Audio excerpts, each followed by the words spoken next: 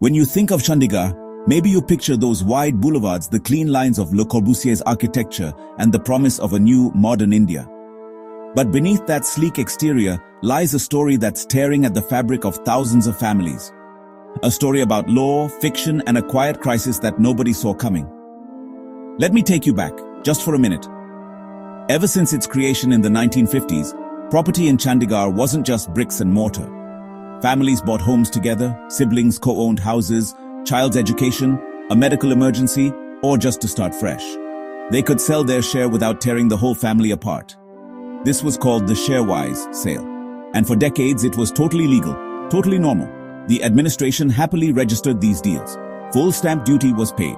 Banks gave out loans against these shares. Entire neighborhoods owe their existence to this system.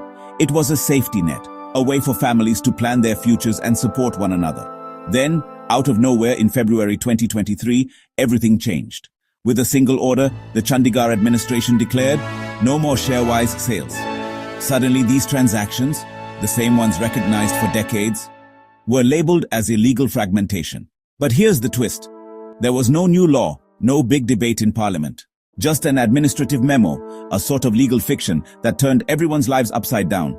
Think about what that means. You want to sell your share to pay for your daughter's college fees? Sorry, blocked. Need money for a medical emergency? Your property, your only real asset, is now locked up. Senior citizens and widows who depended on their share for independence, left stranded with no clear answers.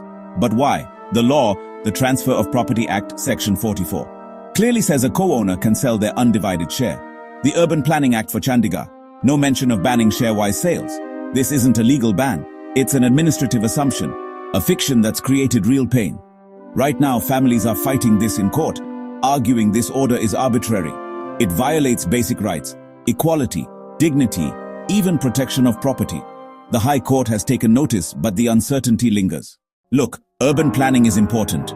No one wants unregulated chaos or crumbling buildings, but blanket bans like this, they don't just target illegal apartments.